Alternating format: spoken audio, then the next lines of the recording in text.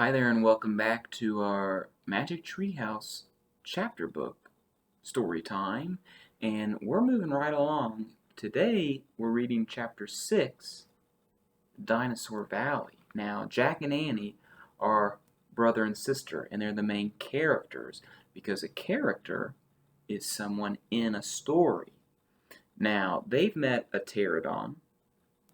They've also met a triceratops. Now, there's no picture of a triceratops here, but they have 3 horns, and they're plant eaters. They're herbivores. Pterodon they haven't said yet, but this one seems to be nice, because they were petting it. Chapter 6 is Dinosaur Valley. I'm going to get right into it. Annie, look at this, Jack called. Look what I found. Annie had gone up to the hilltop. She was very busy picking a flower from a magnolia tree. Annie, look, a medallion. Remember what a medallion is? This one is circular. It's gold. It's like a medal. What letter's on this one? M. But Annie wasn't paying attention to Jack. She was staring at something on the other side of the hill. Oh, wow, she said. Annie! Clutching her magnolia flower, she took off down the hill. Annie, come back, Jack shouted. But Annie had disappeared. I can't believe her, Jack muttered. He stuffed the gold medallion into his jeans pocket.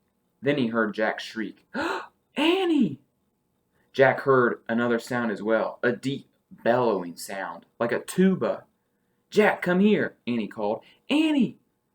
Jack grabbed his backpack and raced up the hill. When he got to the top, he gasped. The valley below was filled with nests. Big nests made out of mud. And the nests were filled with tiny dinosaurs. Ooh.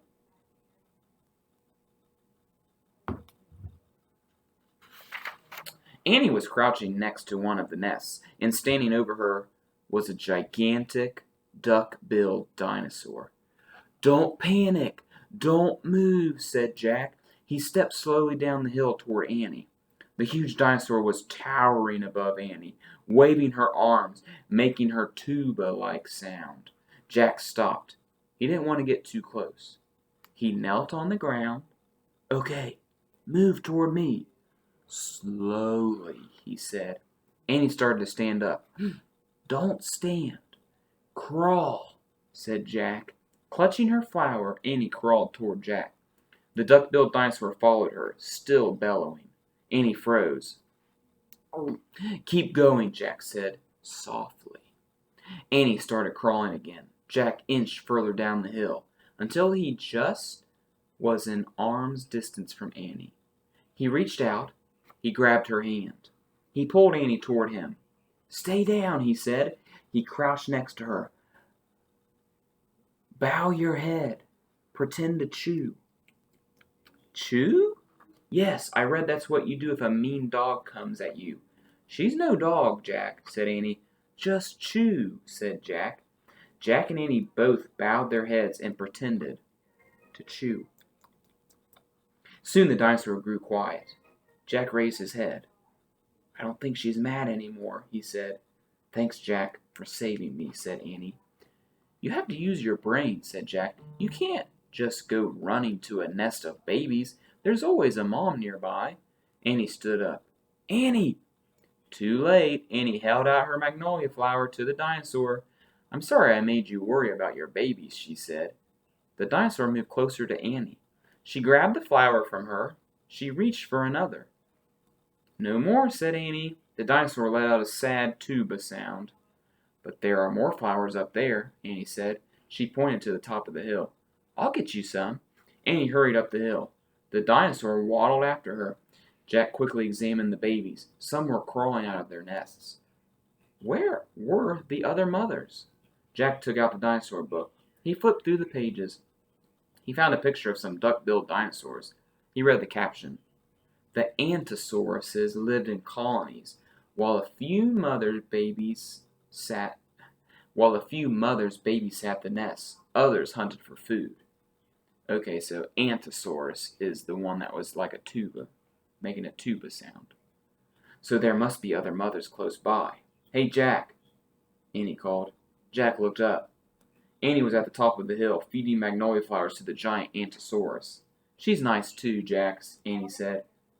But suddenly the Ankylosaurus made her terrible tuba sound. Annie crouched down and started to chew. The dinosaur barged down the hill. She seemed afraid of something. Jack put the book down on top of his pack. He hurried up to Annie. Why is the Ankylosaurus running away?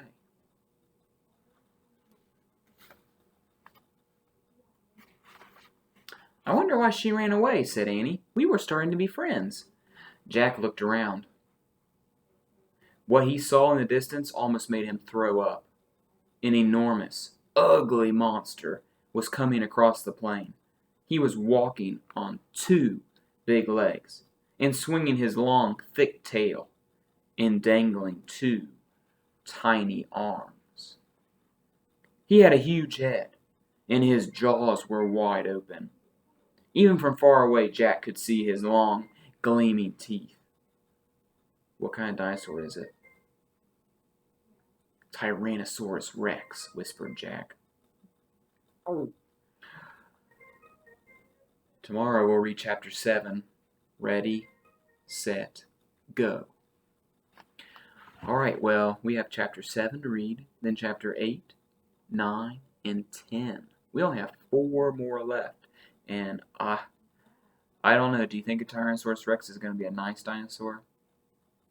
They are meat eaters. Okay, well, I hope you'll come back next time for chapter 7. Bye.